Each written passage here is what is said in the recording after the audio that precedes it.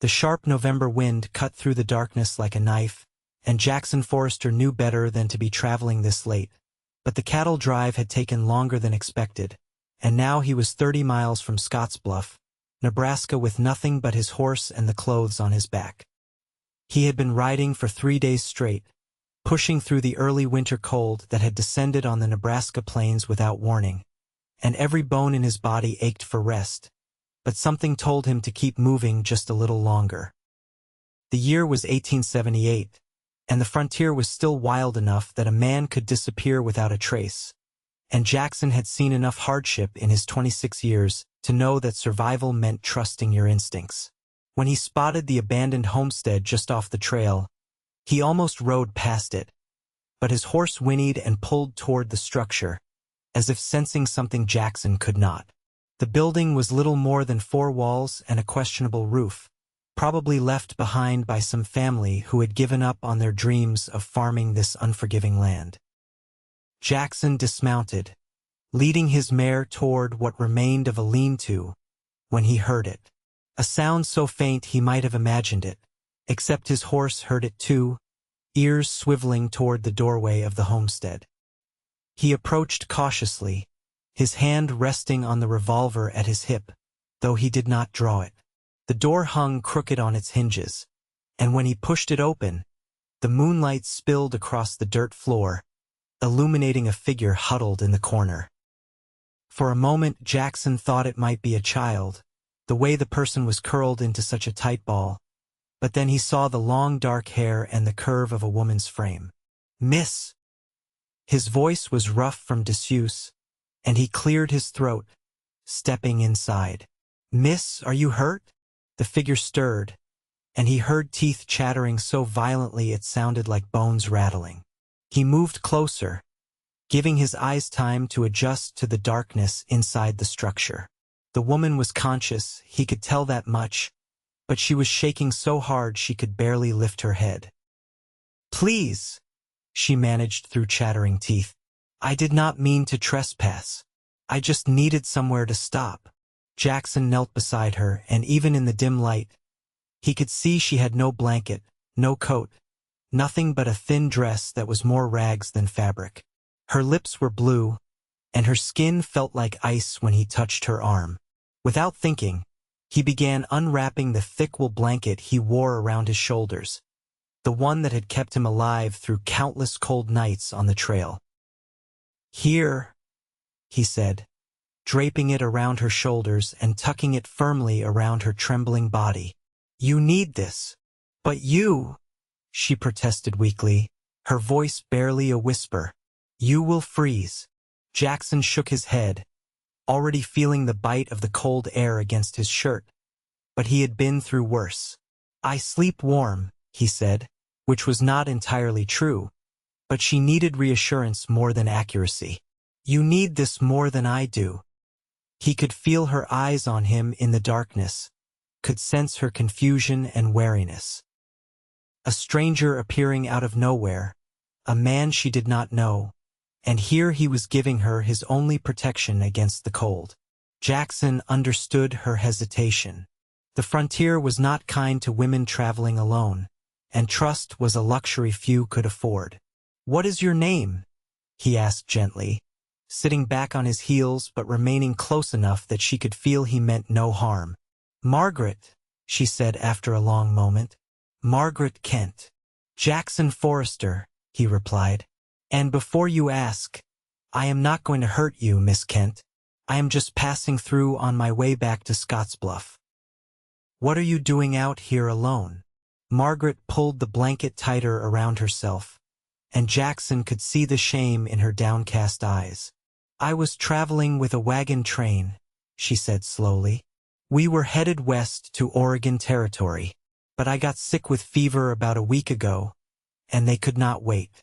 They left me in a town 20 miles back, said I could catch up when I recovered. But when I was well enough to travel, I had no money for passage and no one would take me. So I started walking." Jackson felt anger rising in his chest, hot and fierce. What kind of people left a sick woman behind? But he kept his voice calm. You walked 20 miles in that dress? In this cold? I had a shawl, Margaret said defensively. But I lost it crossing a stream yesterday. I thought I could make it to the next town. But the cold got worse, and I could not keep going. I found this place just before dark. Jackson stood and walked back to his horse, retrieving his saddlebags. He had some dried meat and hardtack, not much, but enough to share. When he returned, Margaret was sitting up straighter, the blanket wrapped around her like armor. He could see her face more clearly now. She was young, probably around 22 or 23, with dark eyes that held a mixture of fear and determination. Her hair was tangled and dirty, and her face was gaunt from hunger, but there was a strength in her jaw that told him she was a survivor. "Eat this," he said, handing her some of the dried meat. "It is not much, but it will help." Margaret took it with trembling fingers and bit into it hungrily. Jackson watched her eat, his mind working through the problem. He could not leave her here. Even with his blanket, she would likely freeze before morning. But taking her with him meant sharing his horse, which was already tired from the long journey, and it meant bringing a strange woman into town with him, which would raise questions and eyebrows. "How far is Scottsbluff?" Margaret asked between bites. "About 30 miles northeast," Jackson said. "Too far to walk, especially in your condition. And another storm is coming. I can smell it in the air." Margaret nodded slowly, and Jackson could see the fear in her eyes. She knew as well as he did that her chances of survival were slim if he left her here. "I will take you to Scottsbluff," Jackson said, making the decision even as the words left his mouth. "My horse can carry us both if we go slow. It will take most of tomorrow, but we will make it." "I cannot pay you," Margaret said quietly. "I have nothing." "I am not asking for payment," Jackson replied. "I am asking you to trust me enough to let me help you." Margaret studied him for a long moment, and Jackson met her gaze steadily. He knew what she saw: a weathered cowboy with 3 days of stubble on his jaw, clothes that had seen better days, and the hard edge that came from years of survival on the frontier. But he hoped she also saw the honesty in his eyes. "All right," she finally said. "Thank you, Mr. Forrester." "Jackson," he corrected.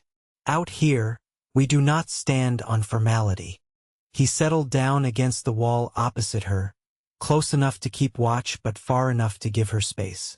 The cold seeped through his shirt, and he knew it was going to be a long night, but he had made his choice. His father had raised him to believe that a man's character was measured by how he treated those who could not help themselves, and Jackson had carried that lesson with him through every hardship and trial. "Tell me about Oregon Territory," he said, as much to keep her talking as to distract himself from the cold. "What were you planning to do there?" Margaret shifted under the blanket, and Jackson could hear the exhaustion in her voice when she spoke. "My brother owns land there. He wrote to me 2 years ago, said there were opportunities, that life could be better than what I had in Ohio. So I saved every penny I could, and when I had enough for the wagon train, I left." "What about your family?" Jackson asked. "My parents died when I was 16, Margaret said. "Cholera took them both within a week of each other. My brother, Matthew, he is 5 years older than me. He left for Oregon Territory before they died, and I stayed behind with my aunt. But she passed last year, and there was nothing keeping me in Ohio anymore." Jackson heard the loneliness in her voice, the weight of loss that she carried. He understood it. His own mother had died giving birth to his younger sister when he was 12, and his father had been killed 5 years ago in a ranching accident, leaving Jackson to fend for himself. His sister, Emma, had married a shopkeeper in Scottsbluff, and that was the only family he had left. "Do you have family in Scottsbluff?" Margaret asked, and Jackson realized she was trying to understand what kind of man had stumbled upon her. "A sister," he said. "Emma. She married a good man named Thomas Miller." They run a general store in town. I work ranches mostly wherever the work takes me. Just finished a cattle drive down to Kansas. Heading back to see Emma before winter sets in proper. You must be tired, Margaret said softly. I have been more tired and less cold, Jackson replied with a slight smile. Get some sleep, Miss Kent. We have a long ride ahead of us tomorrow. Margaret, she corrected, echoing his earlier words.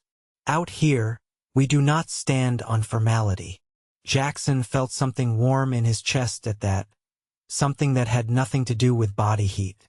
He pulled his hat down over his eyes and tried to settle in for the night, but sleep came in fits and starts.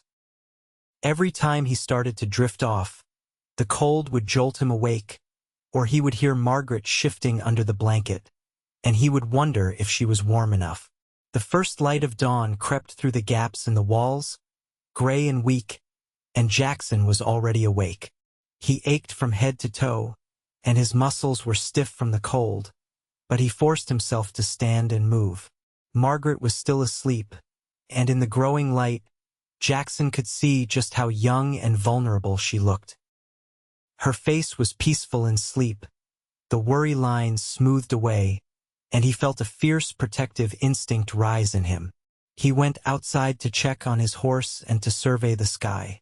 Dark clouds were gathering on the horizon, and the wind had picked up. They needed to move soon if they wanted to beat the storm. When he returned to the homestead, Margaret was awake, sitting up with the blanket still wrapped around her. How are you feeling? Jackson asked. Better, she said, and her voice was stronger than it had been last night. The blanket helped. Thank you. Keep it, Jackson said. You will need it for the ride. They shared the last of his dried meat and some water from his canteen, and then Jackson helped Margaret to her feet. She was unsteady at first, her legs weak from cold and hunger, but she managed to walk outside with his support.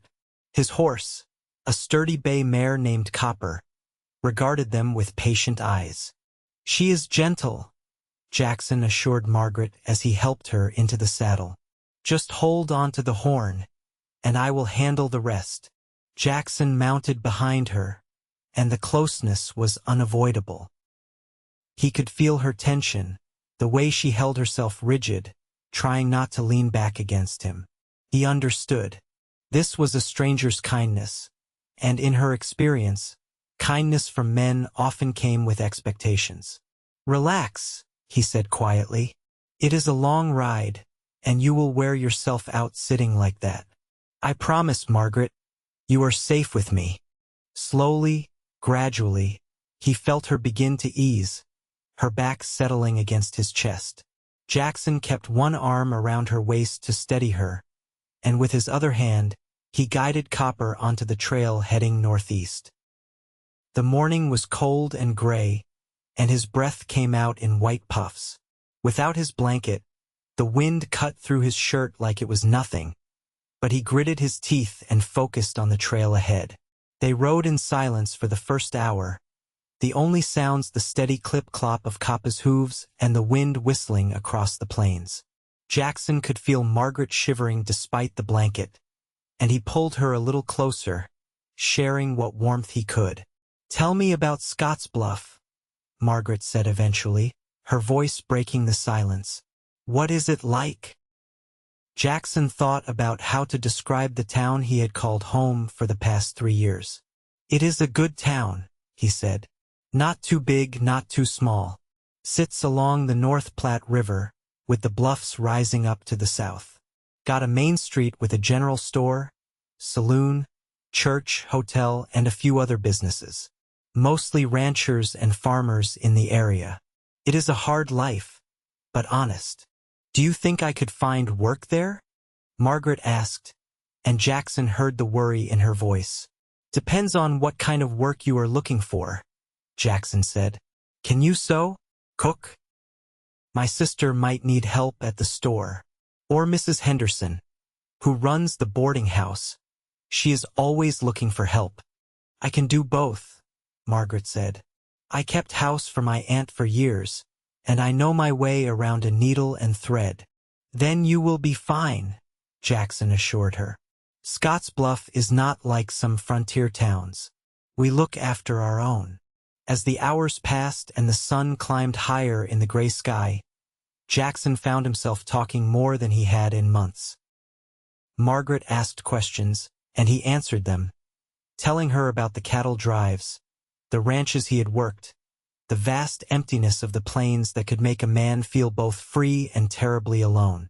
In turn, Margaret told him about her life in Ohio, about her parents and her childhood, about the dreams she had carried with her on the wagon train west.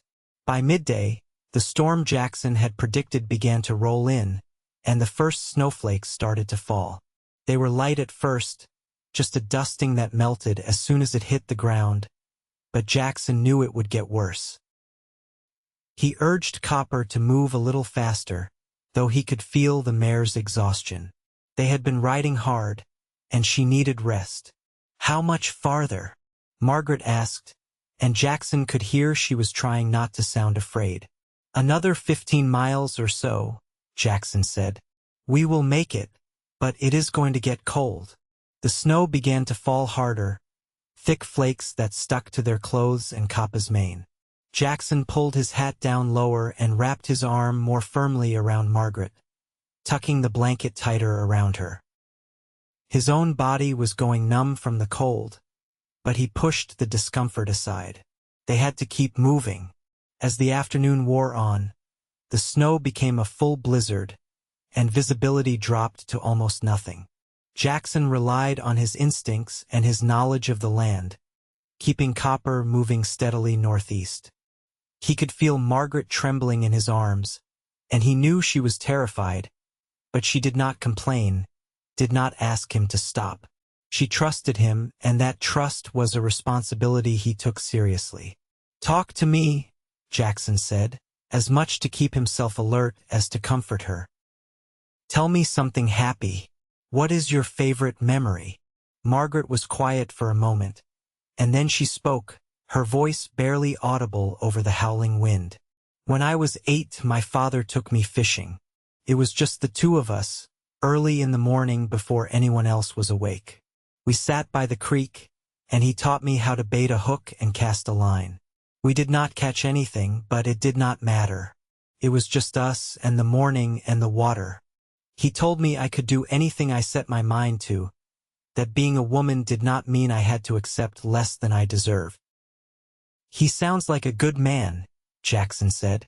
"He was," Margaret replied. "I miss him every day." Jackson felt her grief like a physical thing, and he tightened his arm around her, offering what comfort he could. "My father told me something similar," he said. "He said a man is only as good as his word, and that honor matters more than gold.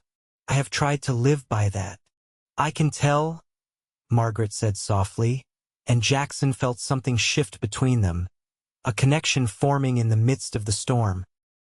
As darkness began to fall, Jackson spotted the familiar landmarks that told him they were close to Scottsbluff. The bluffs rose up through the snow like ghostly sentinels, and relief flooded through him. They had made it. Copper seemed to sense they were near home too, and she picked up her pace despite her exhaustion. When the lights of Scottsbluff appeared through the snow, Jackson felt like he could finally breathe again. The town was small and humble, just a collection of wooden buildings along a single main street, but it had never looked better.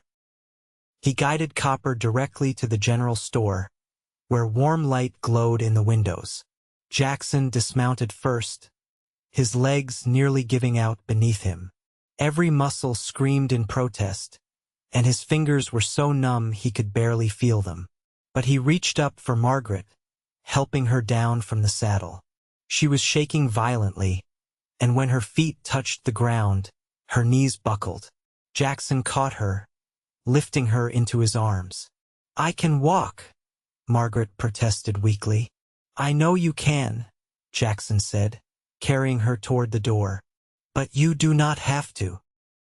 He kicked the door open, and warmth rushed out to meet them. Inside, His sister Emma looked up from behind the counter, her eyes widening in shock. "Jackson!" she exclaimed, rushing around the counter. "Where have you been? We expected you 2 days ago. And who is this?" "Emma, I need your help," Jackson said, his voice hoarse. "This is Margaret Kent. She needs a warm place to stay and some proper food. Can you help?" Emma, bless her practical heart, did not waste time with questions. "Thomas," she called toward the back of the store, "bring blankets and heat some water." "Jackson, bring her through here." Emma led them to the living quarters attached to the store, a small but comfortable space with a fireplace already burning. Jackson set Margaret down in a chair near the fire, and Emma immediately began fussing over her, removing the snow-covered blanket and replacing it with dry ones.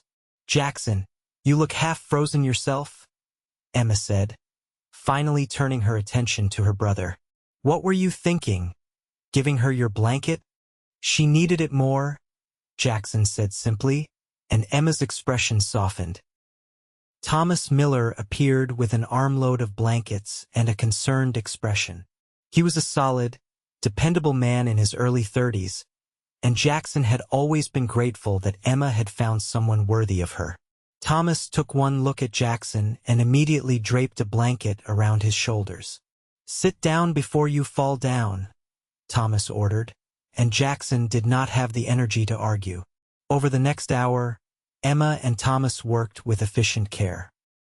They brought hot soup for both Jackson and Margaret, made sure they were warm and dry, and asked no questions that required lengthy explanations.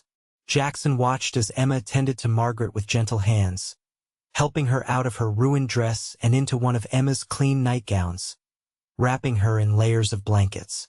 Finally, when Margaret had been settled in the spare bedroom and Jackson had thought enough to speak coherently, Emma pulled up a chair beside him, her hands on her hips.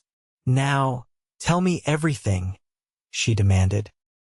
Jackson told her the whole story, from finding Margaret shivering in the abandoned homestead to the long ride through the storm. Emma listened with rapt attention, her expression shifting from concern to approval. "You did the right thing," she said when he finished. "That poor girl, left behind by her own wagon train. It is shameful." "She needs work," Jackson said. "She wants to earn her keep, not accept charity. I thought maybe you could use help here, or you could introduce her to Mrs. Henderson." Emma nodded thoughtfully. "Mrs. Henderson just mentioned last week that she needed someone to help with the cooking and cleaning at the boarding house, and I could use help with the sewing and mending orders. Between the two of us, we could keep Margaret busy and make sure she has enough to live on." "Thank you, Emma," Jackson said, and the relief in his voice was obvious. "What about you?" Emma asked, studying her brother's face. "Are you going to stay in town for a while? Or are you riding out again?" Jackson thought about that question. He had planned to spend a few weeks in Scottsbluff, resting up before looking for winter work, but now he found himself thinking about Margaret, about making sure she was settled and safe. "I will stay for a bit," he said. "At least until after Christmas." Emma smiled knowingly. "You like her." "I just met her," Jackson protested. "And yet you gave her your only blanket and rode 30 miles through a blizzard to bring her here," Emma pointed out. "That sounds like more than just being a good Samaritan." Jackson did not have an answer for that, so he just pulled the blanket tighter around himself and stared into the fire. But deep down, he knew Emma was right. There was something about Margaret Kent that had gotten under his skin, something that made him want to protect her, to know her better, to see her smile. The next morning, Jackson woke to the smell of coffee and bacon, and for a moment he forgot where he was. Then it all came rushing back, the cold ride, Margaret, Scottsbluff. He sat up on the sofa where he had slept and found Thomas already up and moving around the kitchen. "Morning," Thomas said, pouring Jackson a cup of coffee. "Emma is upstairs checking on Miss Kent. The storm stopped a few hours before dawn, but there is about 6 inches of snow out there. Jackson took the coffee gratefully and moved to the window. The street was blanketed in white, pristine and beautiful in the morning light. A few people were already out, shoveling paths and tending to their businesses. It was a peaceful scene, so different from the desperate struggle of yesterday. Emma came down the stairs with a satisfied expression. She is awake and feeling much better. I gave her one of my dresses, and she is getting cleaned up now. Jackson, you saved that girl's life. Another night out there, and she would not have made it. Jackson did not want to think about that. Is she well enough to come down? She insists on it, Emma said with a slight smile. She is determined not to be a burden. I like her already. When Margaret appeared a few minutes later, Jackson barely recognized her. Cleaned up and dressed in one of Emma's simple but pretty dresses, with her dark hair brushed and pulled back, she looked like a completely different person. Her face had more color, and though she still looked thin and tired, there was a strength in her bearing that he had not seen before. "Good morning," she said, her voice still a little hoarse but much steadier than yesterday. "Morning," Jackson replied, standing up. "How are you feeling?" "Like I am alive, thanks to you," Margaret said, meeting his eyes. "I do not know how to thank you, Jackson. You risked your life for a stranger." "You would have done the same," Jackson said, uncomfortable with her gratitude. "I would like to think so," Margaret said, "but I know not everyone would have." "You are a good man." Emma cleared her throat. "Now that we are all up and fed, Margaret, let us talk about your situation. Jackson mentioned you were hoping to find work in Scottsbluff." Margaret nodded eagerly. "Yes, anything honest. I can cook, clean, so keep house. I worked for my aunt for years managing her household." "Perfect," Emma said. "I spoke with Mrs. Henderson at the boarding house this morning, and she would like to meet you. If you are interested, she can offer you room and board plus a small wage in exchange for help with the cooking and housekeeping. And I have more sewing orders than I can handle. I could use help with alterations and mending.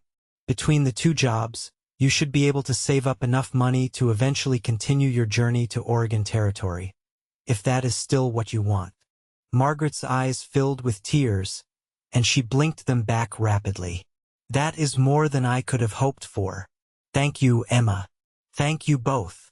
Let me introduce you to Mrs. Henderson this afternoon," Emma said kindly. "For now, just rest and get your strength back. You have been through an ordeal."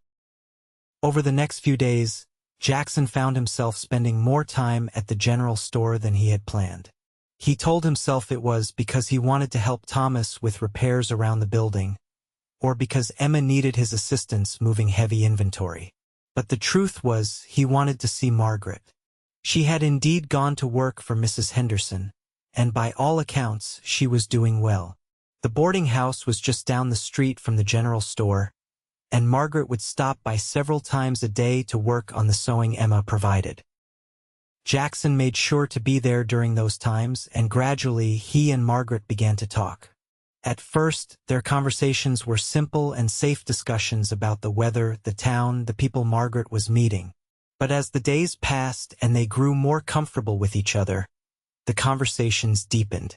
Margaret told him more about her life in Ohio, about the loss of her parents, about the loneliness that had driven her to leave everything familiar behind.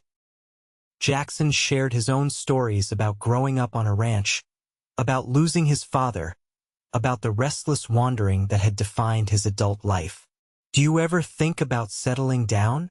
Margaret asked him one afternoon. They were sitting in the warm interior of the store, and Margaret was hemming a pair of trousers while Jackson pretended to organize a shelf of canned goods. "I have thought about it," Jackson admitted, "but ranching alone is hard, and I never found a place that felt like home after my father died.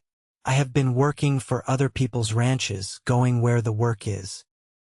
"That sounds lonely," Margaret said softly. "It is," Jackson agreed, "but I am used to it. Being used to something does not make it right, Margaret said, and Jackson looked at her in surprise.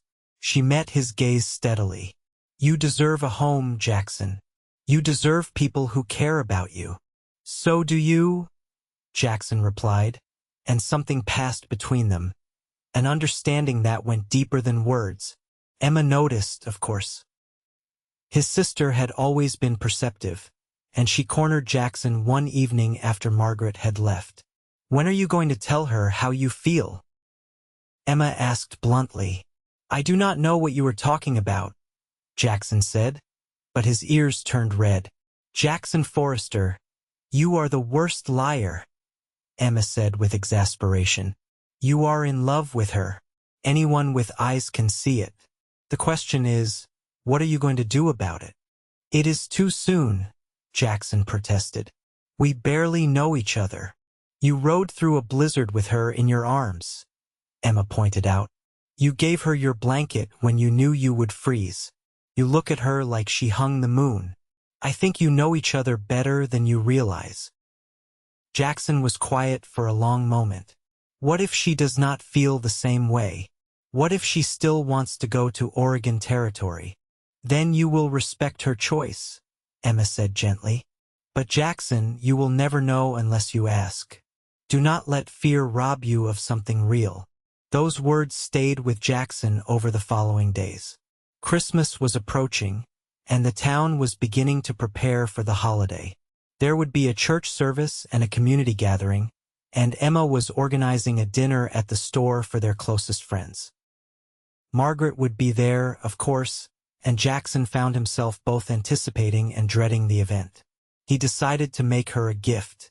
It was not much, he was no craftsman, but he had always been good with leather, and he spent his evenings working on a pair of gloves for her. He had noticed her hands were still chapped and raw from her ordeal, and the Nebraska winter was only going to get colder. He tooled a simple pattern into the leather, nothing fancy, just something to show he had been paying attention. On Christmas Eve, the store was warm and bright with candles, and the smell of Emma's cooking filled the air. Margaret arrived wearing the same dress Emma had given her, but she had added a ribbon to her hair, and she looked beautiful. Jackson felt his heart stutter when she smiled at him. "Merry Christmas, Jackson," she said, handing him a small package wrapped in brown paper. "You did not have to get me anything," Jackson said, surprised. "I wanted to," Margaret insisted. "Open it." Inside the package was a scarf, knitted in a warm wool pattern. It was not perfect, there were a few dropped stitches here and there, but it was made with care, and Jackson could picture Margaret working on it by lamplight after long days of work. "I love it," he said honestly. "Thank you, Margaret.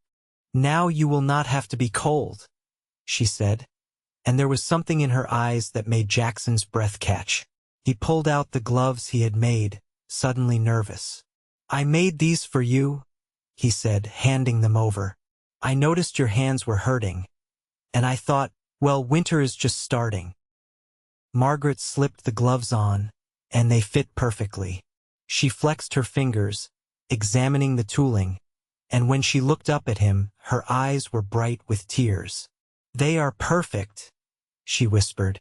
"Jackson, this is the kindest gift anyone has ever given me." "That cannot be true," Jackson said, but Margaret shook her head. "You saved my life," she said quietly, conscious of Emma and Thomas and the other guests nearby but needing to say this. "You gave me warmth when I was freezing, food when I was hungry, safety when I was afraid. You brought me here and made sure I had work and a place to stay. You have shown me more kindness than anyone in my life, and you did it expecting nothing in return. These gloves, this scarf we made for each other, they are symbols of something I have been too afraid to name. But I cannot keep pretending I do not feel it." Jackson's heart was pounding so hard he could hear it in his ears. "What do you feel, Margaret?" "I am falling in love with you," Margaret said, her voice trembling but firm. "I know it is fast. I know it is probably foolish, but I cannot help it. You are everything good in this world, Jackson Forrester, and I do not want to go to Oregon Territory.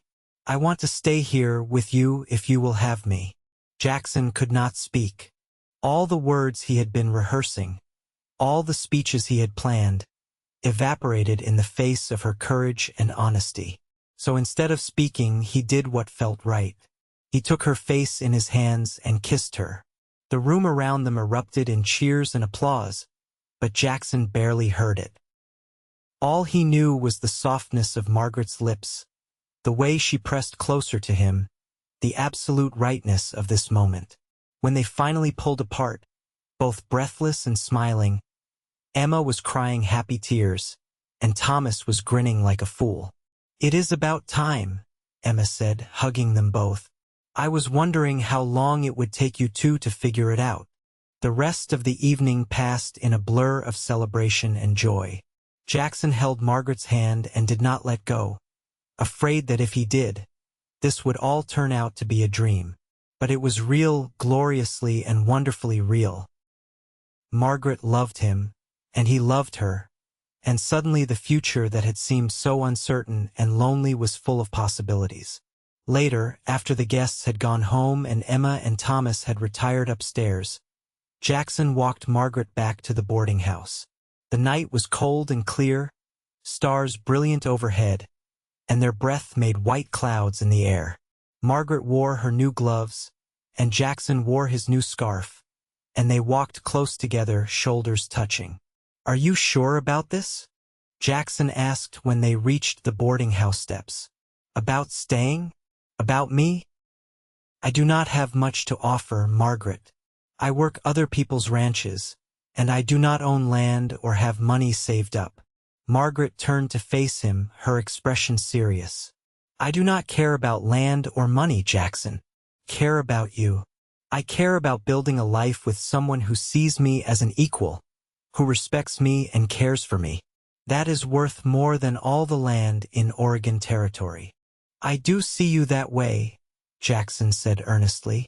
"You are the strongest, bravest person I know. I want to build that life with you, Margaret. I want to give you everything you deserve."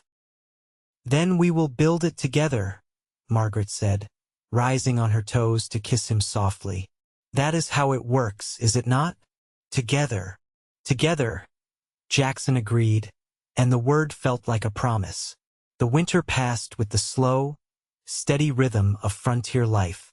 Jackson took a job at the Whitman Ranch just outside of town, working with their cattle and helping with winter maintenance. It was steady work with decent pay, and it meant he could stay close to Scottsbluff, close to Margaret.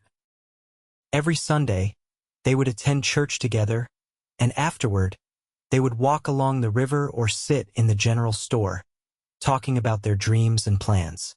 Margaret continued working for Mrs. Henderson and helping Emma with sewing, and she quickly became a beloved member of the community. People appreciated her warmth, her work ethic, and her genuine kindness.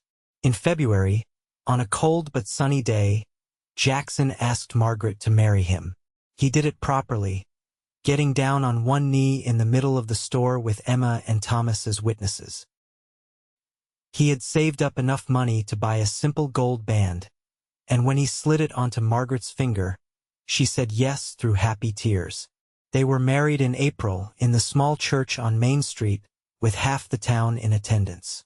Margaret wore a dress that Emma had helped her make, white with delicate embroidery, and Jackson wore his best suit, borrowed from Thomas. The ceremony was simple but heartfelt, and when the preacher pronounced them husband and wife, Jackson kissed Margaret like she was the most precious thing in the world. Emma and Thomas had helped them prepare a small house on the edge of town. Nothing fancy but theirs. It had 2 rooms and a loft, a small kitchen, and a fireplace. Jackson and Margaret spent their first weeks as a married couple making it a home, adding curtains Margaret sewed and furniture Jackson built. They were happy in a way that felt both profound and simple, finding joy in the everyday tasks of living together. That summer, Jackson made a bold decision. He had been saving every penny he could, and he had been scouting land. There was a parcel about 5 miles outside of Scottsbluff, along the river, that was for sale. It was not large, just 80 acres, but the soil was good, and there was plenty of water. With careful management, it could support a small herd of cattle and some crops. He discussed it with Margaret one evening as they sat on their small porch, watching the sunset. "It would be hard work," Jackson said honestly. "Starting our own ranch from nothing. It would take years to build it into something profitable. But it would be ours, Margaret. Our land, our home, our future." Margaret took his hand and squeezed it. "I am not afraid of hard work, Jackson, and I want this, a place that belongs to us, where we can build something lasting. Let us do it." They bought the land in June, and Jackson threw himself into the work of establishing their ranch. He built a small house, sturdier and larger than their place in town, with 3 rooms and a proper kitchen. He put up fences and a barn, and he bought 6 head of cattle with the last of their savings. It was terrifying and exhilarating all at once. Margaret worked just as hard as Jackson, tending a vegetable garden, caring for the chickens they acquired, and helping with the cattle when needed. She was not afraid to get her hands dirty, and Jackson fell more in love with her every day as he watched her embrace this life they were building together. Their first year was difficult. There were setbacks and challenges, times when Jackson wondered if they had made a mistake. But Margaret never wavered in her faith in him, in them, and that faith kept him going. By the end of that first year, they had 10 head of cattle, a productive garden, and a home that felt like a sanctuary. In the spring of 1880, Margaret told Jackson she was pregnant. He was overjoyed and terrified in equal measure, suddenly acutely aware of how much responsibility rested on his shoulders. But Margaret was calm and confident, and her steadiness anchored him. Their son was born in November, during a cold snap that reminded Jackson of the night he had found Margaret shivering in that abandoned homestead. They named him Daniel James Forrester, and he was perfect, tiny and red-faced and loud, with his mother's dark eyes and his father's stubborn chin. Holding his son for the first time, Jackson felt something shift deep inside him. This was what he had been searching for all those years, what had been missing during his wandering days. Purpose, family, love. He looked at Margaret, exhausted but radiant in their bed, and felt his heart overflow with gratitude. "Thank you," he said, his voice rough with emotion. "For what?" Margaret asked, smiling tiredly. "For everything," Jackson said. "For trusting me that night, for loving me, for giving me this life. I never knew I could be this happy. We did this together," Margaret reminded him, echoing her words from that Christmas Eve 2 years ago. "And we will keep doing it together." The years that followed were full and busy, marked by hard work and steady progress. The ranch grew slowly but surely. Jackson built a reputation as an honest rancher who treated his cattle well and dealt fairly with buyers. Margaret became known for her vegetable garden and her skill with preserving food, and she often traded her produce with other families in the area. When Daniel was 2, Margaret gave birth to their daughter, whom they named Sarah Emma Forrester after Jackson's sister. Sarah was a happy baby with blonde hair and a sunny disposition, and Daniel, though initially confused by this new addition, quickly became a protective older brother. Emma and Thomas were frequent visitors to the ranch, and the bond between the two families remained strong. Emma often joked that she had known from the first moment she saw Jackson carrying Margaret through the door that they were meant to be together, and Margaret would laugh and agree. As the children grew, Jackson made sure they understood the values he and Margaret held dear. He taught Daniel to ride and rope, to care for the animals and the land with respect. Margaret taught both children to read and write, determined that they would have education and opportunities. In the evenings, the family would gather around the fireplace, and Jackson and Margaret would tell stories about their own childhoods, about the night they met, about building the ranch from nothing. "Tell us about the blanket, Papa." Daniel would beg, and Jackson would smile and look at Margaret, Your mother was the bravest person I ever met, Jackson would begin. I found her shivering in an old homestead. No blanket, no coat, nothing to keep her warm. And I knew I had to help her. So I gave her my blanket and told her I sleep warm, that she needed it more than I did. And then what happened? Sarah would ask, even though she had heard the story 100 times. Then your papa rode 30 miles through a blizzard to bring me to safety. Margaret would continue. He saved my life, and in doing so, he gave me everything I have now. This ranch, this family, this love. That is not quite right, Jackson would correct gently. You saved me too, Margaret. You gave my life meaning and purpose. We saved each other. The children would beam, delighted by the romance of their parents' story, and Jackson would catch Margaret's eye across the room, sharing a moment of perfect understanding. In 1887, when Daniel was 7 and Sarah was 5, Jackson and Margaret celebrated 10 years of marriage. The ranch was thriving, with nearly 50 head of cattle and a solid reputation. They had paid off the land and had money in the bank for the first time in their lives. Emma and Thomas threw them a party at the general store, inviting the whole town to celebrate. Standing in the middle of the crowded store, surrounded by friends and family, Jackson pulled Margaret close and kissed her forehead. "Do you ever regret it?" he asked quietly. "Staying here instead of going to Oregon Territory?" Margaret looked up at him with those dark eyes that still made his heart skip a beat. "Not once," she said firmly. "Everything I ever wanted was right here, Jackson. You were right here. This life we built, it is better than any dream I had on that wagon train. I love you more today than I did the day I married you, and I will love you more tomorrow than I do today." How did I get so lucky? Jackson wondered aloud.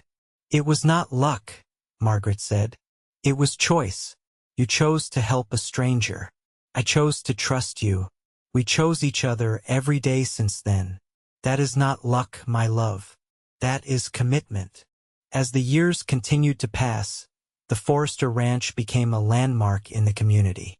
Jackson hired help as needed, always treating his workers fairly and earning their loyalty.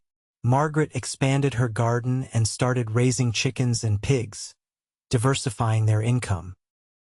Daniel grew into a capable young man who loved ranching as much as his father, and Sarah developed a talent for numbers and began helping her mother with the ranch accounts. In 1890, Margaret gave birth to their third child, a son they named Matthew, after Margaret's brother in Oregon Territory. Margaret had written to Matthew over the years, keeping him informed of her life, though they had never been able to visit due to the distance and expense. Matthew had married and started his own family, and through letters the siblings maintained their connection. Jackson was 38 now, his body bearing the marks of years of hard work, a slight stiffness in his back, calluses on his hands that would never fade, lines around his eyes from squinting into the sun. But he felt blessed beyond measure. He had a wife he adored, children who made him proud, a ranch that provided well for his family, and a place in a community that valued him. One evening, when Matthew was a toddler and the older children were helping with evening chores, Jackson and Margaret sat on their porch watching the sunset, just as they had done countless times over the years. Margaret leaned against Jackson's shoulder, and he wrapped his arm around her, pulling her close. "Do you remember the first night?" Margaret asked softly. "In that old homestead?" "Every detail," Jackson said. "I remember thinking you were the most vulnerable and the strongest person I had ever seen. I remember how cold it was, how your teeth were chattering. I remember the moment I decided to give you my blanket, and how it did not even feel like a decision. It just felt like the only thing I could do. I remember thinking you were either an angel or a fool," Margaret said with a soft laugh. "Who gives away their only blanket in the middle of a cold November night? Someone who recognized something precious when he saw it," Jackson replied. "I did not know it then, but giving you that blanket was the best decision I ever made. It led to everything else: the ride to Scottsbluff, falling in love with you, this ranch, our children. Everything good in my life started that night. Margaret turned to look at him, her eyes reflecting the golden light of the sunset. You know what I think about sometimes? What would have happened if you had ridden past that homestead? If you had been too tired or too cold to stop? I would have died there, Jackson. I know I would have. I was already giving up when you walked through that door. But I did not ride past, Jackson said firmly, cupping her face in his weathered hand. I stopped. I found you, and you did not give up. You survived, and you thrived, and you built this life with me. That strength was in you all along, Margaret. I just gave you a blanket. You gave me so much more than that, Margaret said. You gave me hope when I had none. You gave me a future when I thought mine was over. You gave me love that has sustained me through every challenge and every joy. The blanket was just the beginning. They sat in comfortable silence, watching as the sky turned from gold to pink to deep purple. In the barn, they could hear Daniel's voice as he talked to the horses, and through the open kitchen window, Sarah's laughter floated out. Inside the house, little Matthew was probably getting into some kind of mischief, as he usually did at this hour. We did well, Jackson said, his voice full of satisfaction. This life, this family, this ranch. We built something good, Margaret. We did, Margaret agreed. And we are not done yet. There is so much more ahead of us, watching the children grow. Maybe grandchildren someday. Growing old together on this land we love. I cannot wait to grow old with you, Jackson said, kissing the top of her head. Every gray hair, every wrinkle, every ache and pain. I want all of it as long as I am with you. The years rolled on with the steady rhythm of ranch life. Daniel turned 18 in 1891 and announced that he wanted to stay on the ranch, to eventually take it over when Jackson was ready to step back. Jackson felt a profound sense of pride and relief. The work he and Margaret had poured their lives into would continue, would be passed down to their son, who valued it as much as they did. Sarah, at 16, surprised them by expressing an interest in teaching. She had always loved learning, and she wanted to help other children discover that same love. Jackson and Margaret supported her dream, making arrangements for her to attend the normal school in Omaha to get her teaching certificate.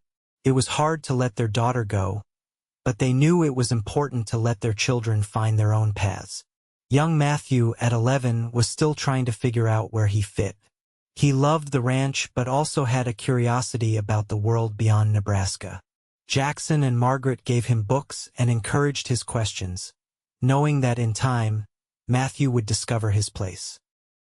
In 1895, Margaret's brother Matthew finally made the journey from Oregon Territory to visit. It had been 17 years since Margaret left Ohio, 16 years since she had seen her brother, and the reunion was emotional and joyful. Matthew stayed for 2 weeks, and the two siblings spent hours catching up, sharing stories of their lives and families. You found a good man, Matthew told Margaret one afternoon, watching Jackson work with Daniel in the corral. He clearly adores you. I found the best man, Margaret corrected with a smile. He saved my life, Matthew. Not just that night in the homestead, but every day since. He gave me a reason to keep going, a future to believe in. I am happier than I ever thought possible. I can see that, Matthew said. I worried about you after Mama and Papa died, after Aunt Harriet passed. I wanted you to come west so I could look after you. But you did not need me to look after you. You made your own way, and you did better than I could have imagined. I am glad we stayed connected though, Margaret said. Letters are not the same as being together, but knowing you were out there, living your life and thinking of me, it mattered. When Matthew left to return to Oregon, there were tears but also satisfaction. The siblings had reconnected, and they promised to write more frequently and perhaps visit again. Margaret felt a sense of completion, as if a circle had been closed. That same year, Sarah completed her teaching certificate and returned to Scottsbluff, where she was hired to teach at the town school. Jackson and Margaret were bursting with pride as they watched their daughter take her place at the front of the classroom, educating the next generation. Sarah was a natural teacher, patient and enthusiastic, and the children loved her. In 1897, Daniel married a local girl named Catherine Walsh, the daughter of a neighboring rancher. The wedding was a grand affair by Scottsbluff standards, with the whole community turning out to celebrate. Jackson watched his son pledge his life to Catherine, and he remembered his own wedding day, remembered the fear and joy and hope that had filled him. He caught Margaret's eye during the ceremony, and they smiled at each other, sharing the understanding that they had done their job well. They had raised a good man who knew how to love and be loved. Daniel and Catherine moved into a house Jackson and Margaret had built on the ranch property, close enough to help with the work but far enough to have their own space. It was a good arrangement, and Jackson appreciated having his son nearby, working beside him as they continued to build the ranch's future. In 1898, Margaret became a grandmother for the first time when Catherine gave birth to a son they named Jackson Daniel Forrester, after both his grandfather and father. Holding his grandson, Jackson felt the weight of time and legacy. This boy carried his name, would grow up on the land Jackson and Margaret had built from nothing. It was a form of immortality, he realized, this passing down of values and love and hard work through the generations. Margaret was a devoted grandmother, doting on little Jackson but also making sure Catherine felt supported and valued. She remembered her own early days of motherhood, remembered feeling overwhelmed and uncertain, and she made sure her daughter-in-law knew she had help and guidance whenever she needed it. As the new century approached, Jackson found himself reflecting more and more on the journey that had brought him to this place. He was 47 years old now, no longer young but not yet old, and he had accomplished more than he had ever dreamed possible. He owned nearly 200 acres of prime Nebraska land. He had a herd of 150 head of cattle. His ranch was profitable and respected. His children were grown and successful.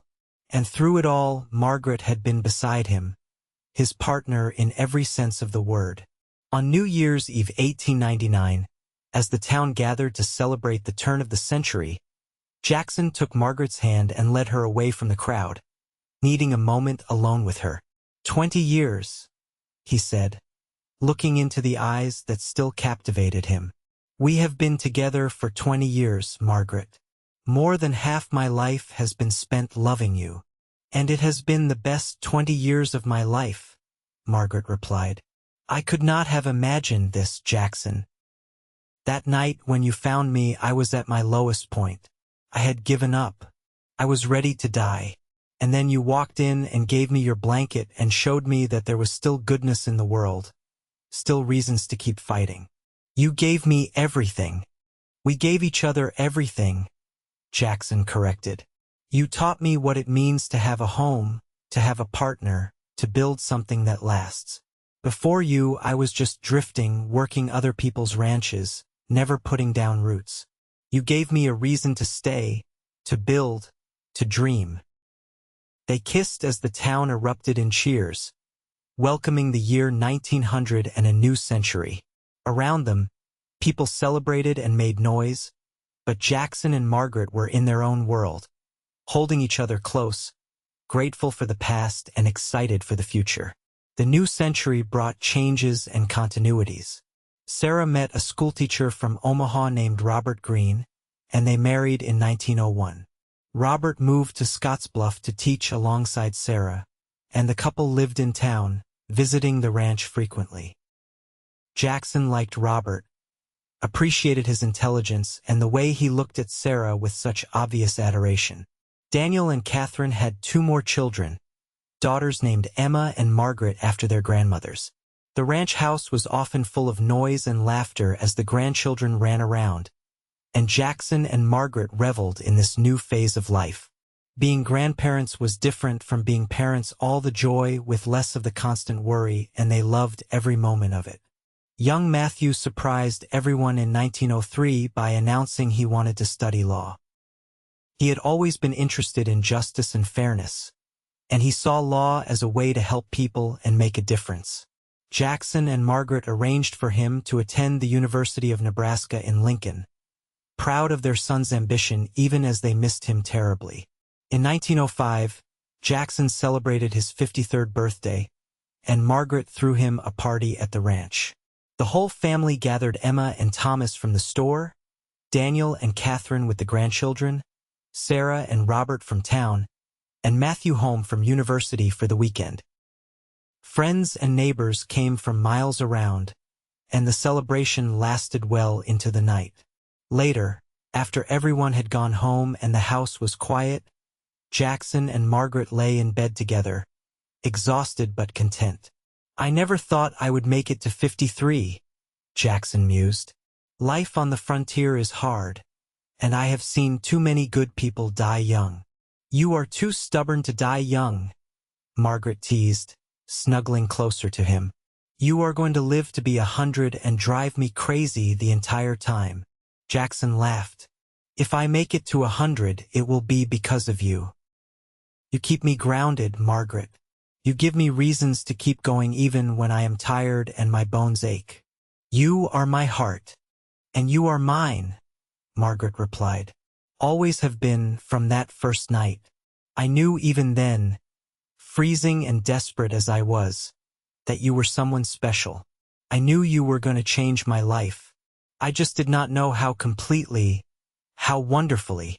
They lay in comfortable silence, listening to the sounds of the ranch at night, the distant lowing of cattle, the whisper of wind through the trees, the creak of the old house settling. These were the sounds of home, familiar and beloved. "Do you have any regrets?" Jackson asked, a question that had been on his mind lately as he reflected on his life. Margaret was quiet for a long moment, considering. "I regret that my parents and my aunt did not live to see this," she finally said. "I regret that they never got to meet you, or know our children, or see what we built. They would have been so proud. But as for my choices, my life, no, Jackson, I have no regrets. Every decision I made led me to you, and you have given me a life richer and fuller than I ever dreamed possible." "How could I regret that?" "I feel the same," Jackson said. "I regret losing my father so young. I regret the years I wasted drifting before I found purpose. But everything brought me to that trail, to that homestead, to you. And I would not change a single moment of our life together." In 1907, tragedy struck when Emma's husband Thomas died suddenly of a heart attack. Emma was devastated, and Jackson and Margaret brought her to the ranch to stay with them while she grieved. Emma had never had children, and Thomas had been her entire world. Watching his sister's grief, Jackson held Margaret a little tighter, acutely aware of how precious and fragile life was. Emma eventually recovered enough to return to running the store, though she was never quite the same. She sold the store a year later and moved permanently to the ranch, taking up residence in a small cottage Jackson and Daniel built for her near the main house. Having Emma nearby was a comfort to Jackson, a connection to his childhood and his parents.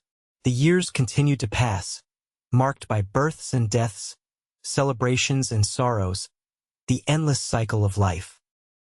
Young Jackson, Daniel's eldest son, grew into a fine young man who loved ranching as much as his father and grandfather. The twins, Emma and Margaret, were bright and curious, keeping everyone on their toes. Sarah and Robert had 2 children of their own, a son and a daughter who were already showing signs of their parents' love of learning. Matthew graduated from law school and opened a practice in Scottsbluff, becoming the town's attorney and championing causes for those who could not afford fancy lawyers. In 1912, Jackson and Margaret celebrated their 33rd wedding anniversary. Jackson was 60 years old, his hair completely gray, his body marked by decades of hard work. Margaret was 56, her dark hair streaked with silver, her face lined with the evidence of a life well lived. But when they looked at each other, they still saw the young people who had met on that cold November night so many years ago. They took a walk along the river, just the two of them, leaving the bustle of the ranch behind for a few hours. "Do you remember what you said to me that first night?" Margaret asked, her hand tucked into Jackson's arm. "When you gave me your blanket?" "I said I sleep warm, and that you needed it," Jackson recalled. "I was lying, of course. I was freezing that night, but I would have frozen to death before I let you suffer." "I know," Margaret said softly. "I knew it even then. And that selflessness, that willingness to sacrifice your own comfort for a stranger, that is what made me fall in love with you. Not just the blanket, though that was the start of it, but the person you revealed yourself to be in that moment and every moment since." "I never felt like I was sacrificing anything," Jackson said honestly. "Helping you, loving you, building this life with you, it has all felt like privilege, not sacrifice. You gave me more than I ever gave you, Margaret. You gave me purpose and love and a family and a home. All I gave you was a blanket. You gave me everything that mattered," Margaret insisted. "And I would go through it all again, the cold, the fear, the uncertainty, just to end up here with you." They stood by the river, holding each other close, and Jackson felt a profound sense of peace. His life had not been easy. There had been losses and hardships, disappointments and struggles. But through it all, he had had Margaret, and that had made all the difference. She was his partner, his love, his best friend. She was the reason for everything good in his life. As they walked back to the ranch house, they could see Daniel and young Jackson working with the cattle, 3 generations of Forresters tending the land. They could see Emma sitting on her porch, reading in the afternoon sun. In the distance, they could hear children's laughter as the grandchildren played. "This is what we built," Jackson said, gesturing to the scene before them. "This legacy of love and work and family. It started with a blanket and a promise, and look at what it became." "We were blessed," Margaret agreed. "But we also worked hard and loved well. That matters, Jackson. We did not just receive blessings. We earned them." That night, as they prepared for bed, Jackson watched Margaret brush out her long hair, now more silver than dark. She was still beautiful to him, perhaps more so now than ever, because her beauty was not just physical. It was the beauty of a life lived with courage and grace, of love freely given, of challenges met and overcome. "I love you," he said. And though he had said those words thousands of times over the years, they still felt fresh and necessary. "I love you too," Margaret replied, turning to smile at him. "Today, tomorrow, and always." The years that followed were gentle ones, as Jackson and Margaret gradually stepped back from the daily management of the ranch, letting Daniel take the lead. They remained involved and active, but they also allowed themselves to slow down, to enjoy their grandchildren and great-grandchildren who began to arrive as young Jackson started his own family. In 1920, Jackson and Margaret celebrated their 50th wedding anniversary, a golden milestone that few couples reached. The whole family gathered for a massive celebration, and the governor of Nebraska even sent a congratulatory letter. At the party, their grandchildren begged them to tell the story one more time, the story of how they met. Jackson and Margaret sat together, her hand in his, and they took turns telling it. The abandoned homestead, the cold November night, the blanket, the blizzard, the long ride to Scottsbluff.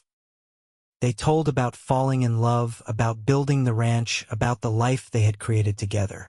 "The most important thing I want you all to understand," Jackson said, looking at the sea of faces before him, children, grandchildren, great-grandchildren, all of them carrying pieces of him and Margaret forward into the future, "is that love is not just a feeling. It is a choice you make every single day. I chose to stop at that homestead. Margaret chose to trust me.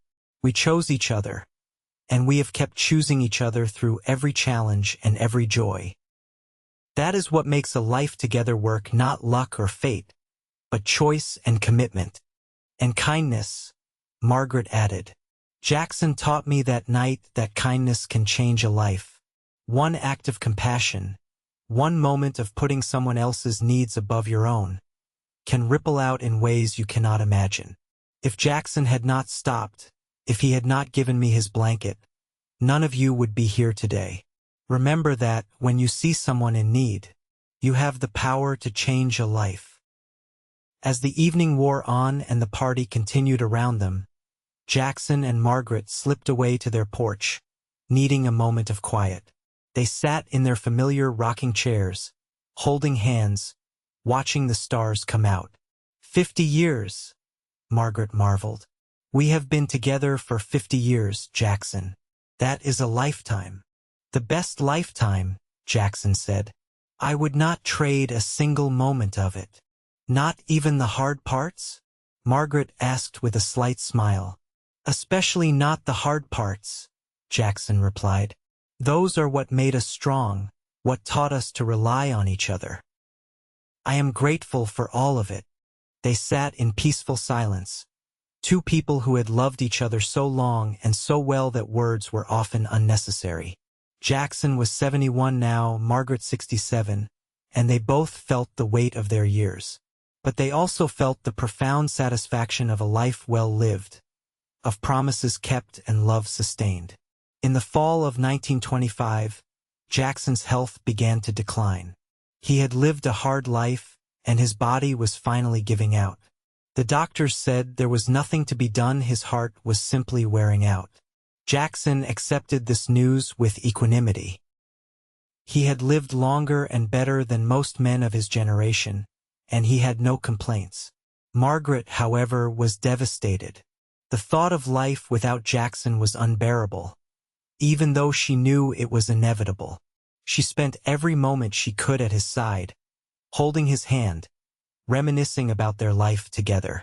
I am not afraid, Jackson told her one afternoon as they sat together on the porch.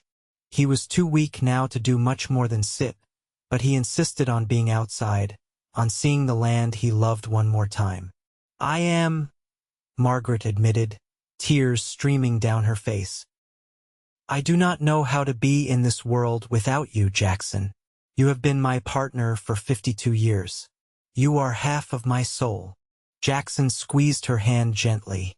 You are the strongest person I know, Margaret. You survived things that would have broken lesser people. You will survive this too, and I will not really be gone. I will be in this land we tended together, in the children and grandchildren we raised, in every moment of love and laughter we shared. I will always be with you. It is not enough, Margaret said, her voice breaking. I know, Jackson said softly.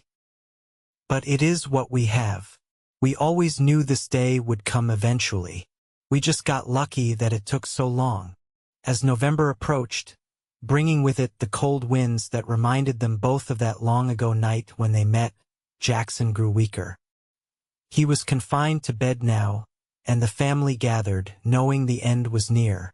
On a cold November night, almost exactly 47 years after he had found Margaret shivering in that abandoned homestead, Jackson Forrester passed away peacefully in his sleep, with Margaret holding his hand and all their children gathered around. The funeral was the largest Scottsbluff had ever seen. Jackson had touched countless lives over his 76 years, and people came from all over Nebraska to pay their respects. He was buried on a hill overlooking the ranch, in a spot he and Margaret had chosen years ago, where he could forever watch over the land he had loved. Margaret grieved deeply, but she also found strength in her family and in the memories she and Jackson had created. She continued to live at the ranch, surrounded by her children and grandchildren, finding purpose in passing down the stories and values that she and Jackson had held dear. She lived for 6 more years, and in that time, she wrote down their story, every detail she could remember, from that first cold night to their last moments together. She wanted future generations to understand what they had built and why it mattered. In the spring of 1931, Margaret Kent Forrester passed away peacefully at the age of 73. She was buried beside Jackson on the hill, and her children made sure her gravestone read, "Beloved wife, mother, grandmother. She taught us that kindness changes lives." The ranch continued, passed down through the generations, and the story of the cowboy who gave a freezing stranger his blanket became a family legend, told and retold to each new generation. It became a reminder of the power of compassion, of the importance of choosing love, of the profound truth that sometimes the best things in life begin with a simple act of kindness on a cold November night. Daniel and Catherine ran the ranch for many years, eventually passing it to young Jackson, who passed it to his own children. Each generation added to the legacy, but they never forgot the foundation: two people who met in desperate circumstances, chose love over fear, and built something lasting. The little cottage where Jackson and Margaret had lived in their later years was preserved as a memorial, and family members would often go there to sit and remember. The wool blanket that Jackson had given Margaret that first night was kept in a glass case in the main house, a tangible reminder of where it all began. And every November, on the anniversary of the night Jackson found Margaret, the family would gather for a special dinner. They would share stories, remember the ones who came before, and renew their commitment to living with the same kindness and courage that Jackson and Margaret had exemplified. The ranch thrived through the Great Depression, through world wars, through all the changes and challenges of the 20th century. It became a testament to what two people can build when they commit to each other and to a shared vision. The land that Jackson and Margaret bought with their last pennies in 1879 grew to encompass more than 1,000 acres by the end of the century, supporting not just one family but several branches of Forresters, all of them connected by blood and by the story of their ancestors. In 1978, exactly 100 years after Jackson and Margaret met, the family held a massive reunion at the ranch. Hundreds of descendants gathered, people who might never have existed if a cowboy had not stopped at an abandoned homestead on a cold November night. They erected a monument on the hill where Jackson and Margaret were buried, with an inscription that read, "Jackson Forrester and Margaret Kent Forrester. Their love began with a blanket and a promise, and it echoes through generations. They taught us that kindness is never wasted, that love is a choice, and that the greatest legacy is a life lived with courage and compassion." The story of Jackson and Margaret became more than just a family legend.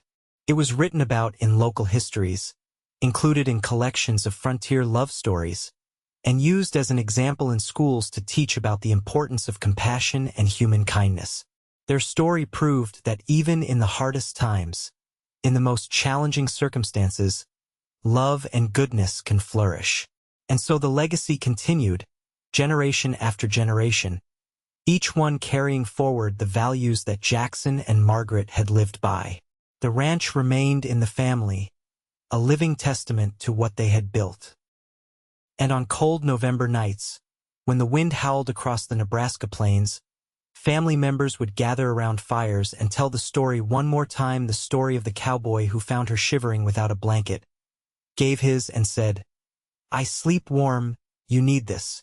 It was a story of love born from kindness, of a life built on compassion, of a legacy that would endure as long as there were Forresters to remember and to carry forward the lessons of that remarkable night when everything changed.